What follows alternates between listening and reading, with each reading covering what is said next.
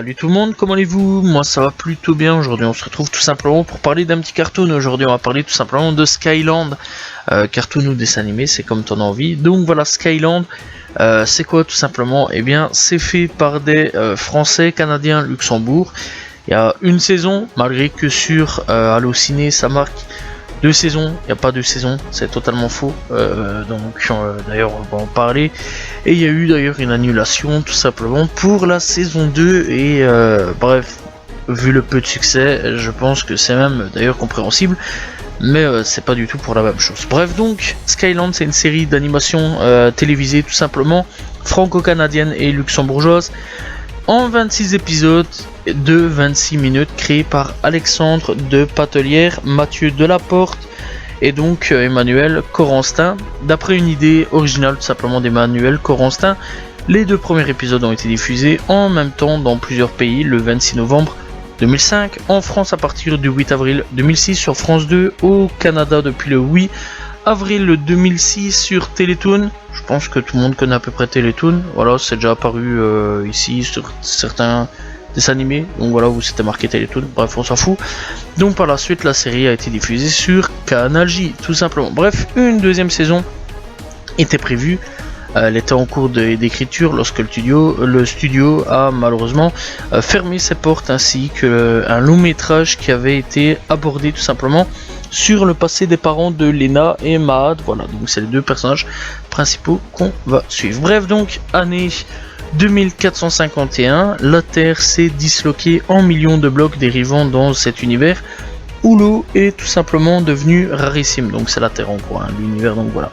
Bref, Mahad et Lena partent à la recherche de leur mère enlevée par la sphère, qui sont les méchants, et donc la terrible dictature qui fait régner l'ordre dans ce nouveau monde, résolu à la retrouver par tous les moyens. Mahad, vraie tête brûlée, voire beaucoup trop, voire énervé, enfin énervant d'ailleurs, pas énervé mais énervant, et sa sœur Lena, jeune Seijin, on va expliquer un petit peu après c'est quoi, découvrant la nature de ses pouvoirs télékinésiques, explore tout simplement cet univers éclaté. Voilà, le Skyland. Bref, donc l'univers du Skyland, c'est un monde d'archipel constitué de milliers, voire donc 2 millions de blocs flottants de toute taille dans l'infini du ciel. Et donc la grande muraille de Chine côtoie l'Empire State Building, ou la pyramide de Khéops, la forêt tropicale nargue la forêt, nargue le désert. Personne ne connaît les limites de cette nouvelle société, donc voilà, c'est un petit peu chelou. Bref, donc au niveau de l'eau, la sphère, etc., c'est hyper important aussi, puisque la vie s'est organisée autour de l'or bleu, donc dans ce monde, l'eau. Donc voilà, sa distribution est sous le contrôle absolu de la sphère, un immense consortium qui a étendu son pouvoir à l'ensemble des blocs recensés. La sphère détient le monopole de la récolte, du traitement, de la distribution de l'eau et l'ensemble des ressources en eau qui lui appartient tout simplement. Donc le siège de la sphère est installé sur le Tutora, véritable bloc monde reconstruit de toutes pièces sur des vestiges tout simplement. Et donc l'État s'organise politiquement autour des 3 pôles: le conseil du gouverneur des provinces et bien évidemment ceux qui ont la charge de maintenir l'équilibre du pouvoir de la sphère, les tuteurs. Bref, il faut savoir tout simplement que dans la série, en gros, on parle d'une prophétie. Donc c'est une prophétie circulée dans le Skyland, porteuse d'espoir, qui disait qu'il unifiera la Terre grâce à la femme lumière. Les rémanents tout simplement ont cru que la prophétie parlait tout simplement de Mila et Marcus. Donc Mila, c'est tout simplement la mère des 2 enfants qu'on a un petit peu parlé plus tôt. Donc voilà, mais la disparition de Marcus a mis fin à cette interprétation tout simplement, et il ne reste plus grand monde pour croire à la prophétie. Maintenant, Oslo pense que la prophétie parle de lui et Lena, donc la jeune fille de Mila et Marcus. Oslo fait tout pour capturer tout simplement Lena et ensuite se servir d'elle pour prendre la tête de la sphère et contrôler le Skyland. Bref, donc la série tout simplement se porte sur Lena et Mahad. On va quand même en parler. Donc qu'est-ce qui se passe? En gros, la daronne, elle s'est fait kidnapper par la sphère. Donc voilà, ça c'est le speech de base. Le méchant principal, donc est celui auquel j'ai tout simplement parlé, donc Oslo. Et donc c'est le méchant principal de la série, voilà, et en gros lui son but c'est de conquérir le monde entier, donc voilà, et être à la tête de la sphère. Parce que bon, c'est déjà une grande tête tout simplement puissante de la sphère, mais pas assez tout simplement, et lui bah il cherche vraiment le pouvoir absolu. Voilà. Alors, la série, en gros, elle est faite en 3D. Alors, elle est dégueulasse. Je vais pas vous mentir, on va pas aller par quatre chemins. La série est clairement dégueulasse. La 3D, soit elle a très mal vieilli avec le temps, avec les époques, soit la 3D a vraiment été mal faite à l'époque, mais pour ma part, je la trouve vraiment pas très belle. Après, il y a quand même des choses qui sont plutôt pas mauvais non plus. Voilà, faut pas tout non plus jeter à la poubelle. Il y a quand même 2-3 petits trucs qui sont quand même tentés, stylés, et des petites moves vraiment plutôt cool. Voilà, mais dans l'ensemble, voilà, la série est pas ouf niveau du truc. Voilà, d'habitude je suis là à essayer de défendre quand même tout ce qui est donc les productions françaises, canadiennes ou même luxembourgeoises. J'essaie vraiment de les défendre, mais là c'est quasiment indéfendable. Alors au niveau de l'histoire, c'est un peu cool, voilà, il y a un petit truc quand même plutôt cool. Il y a une prophétie, voilà. Il y a tout simplement des héros qui sont là, qui découvrent qu'ils font partie de la prophétie. Voilà, il y a une résistance, il y a tout ce qu'il faut, il y a vraiment tout ce qu'il y a sur le papier. Seulement en fait, au cours de ces 26 épisodes, c'est long, très long, parce qu'en fait, il n'y a pas vraiment de concentration sur vraiment des trucs importants. Genre par exemple, c'est vraiment par hasard si on vient parler de la mer. Voilà, si on vient essayer de sauver la mer ou quoi aux caisses, c'est vraiment du comme par hasard. Il n'y a pas de ouais, on va établir un plan de ouf, etc.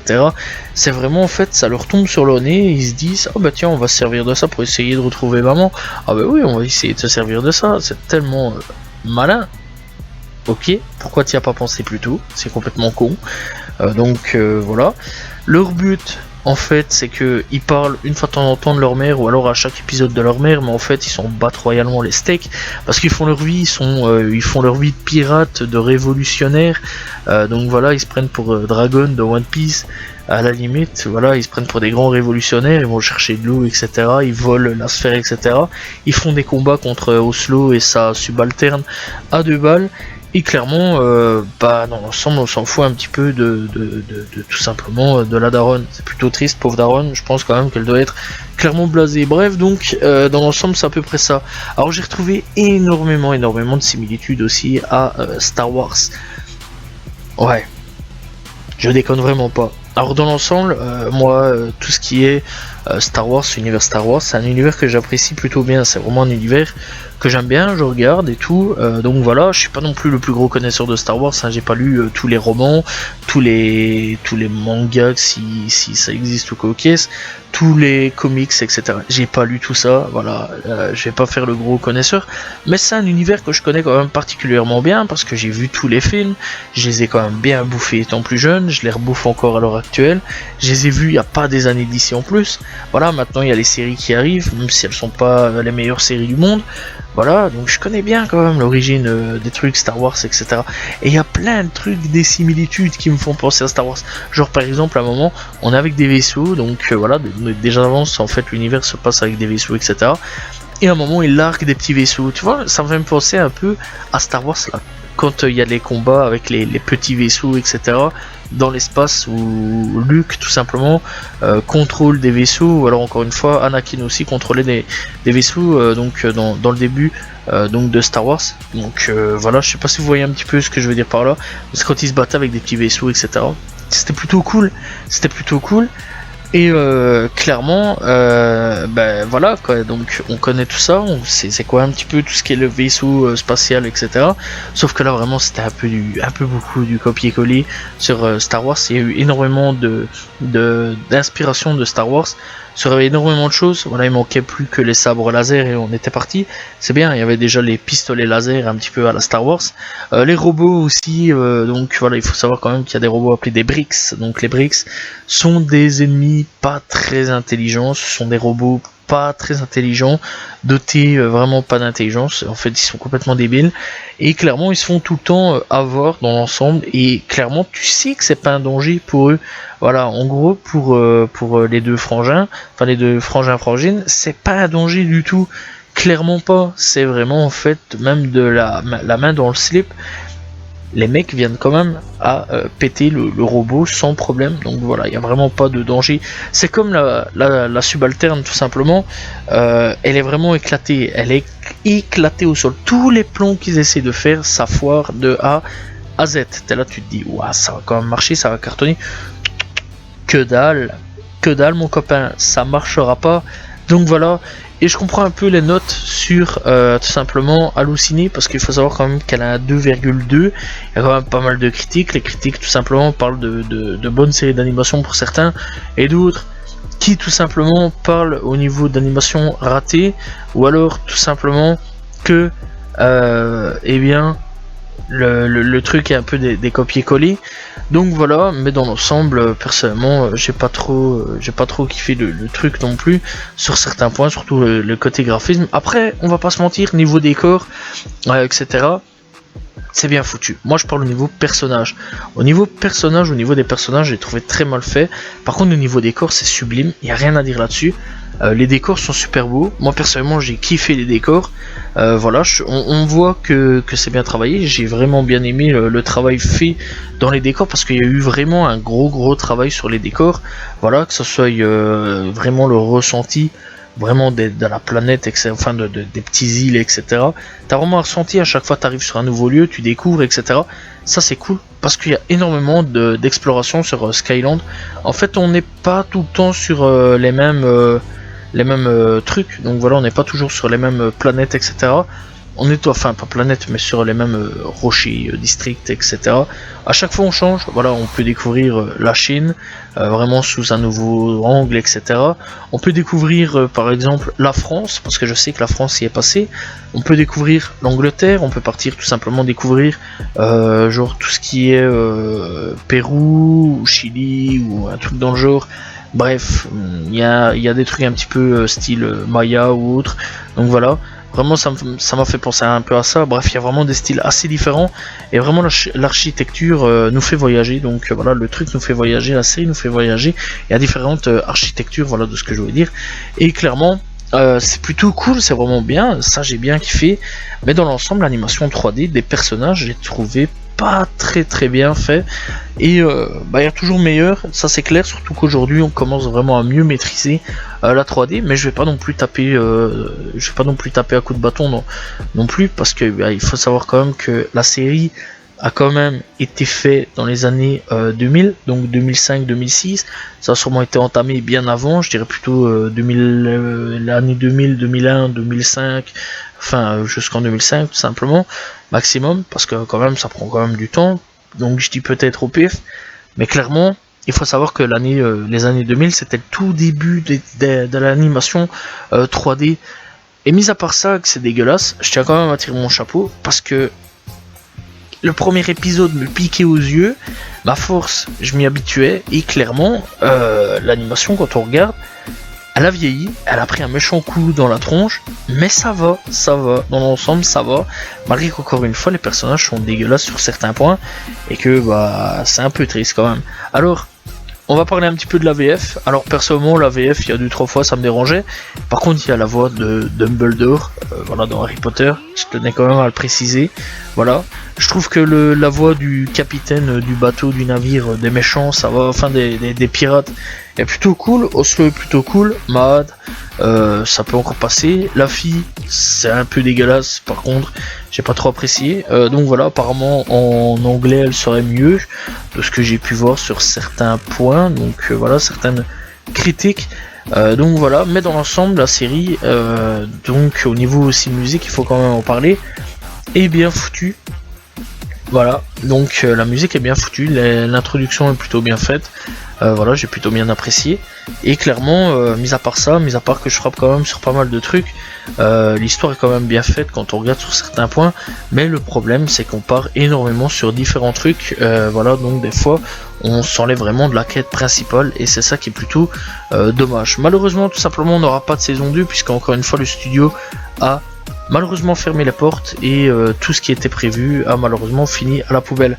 Alors je trouve ça dommage parce que j'aurais bien aimé qu'un autre studio d'animation français ou autre débarque avec sa petite épée et son cheval tout blanc et puisse sauver cette série pour en faire une suite et voir un petit peu ce que ça aurait pu donner ou surtout conclure avec une saison 2. Malheureusement on n'aura pas de saison 2 pour ce dessin animé, voilà, ce qui est plutôt dommage, et dans l'ensemble franchement je trouve ça vraiment triste.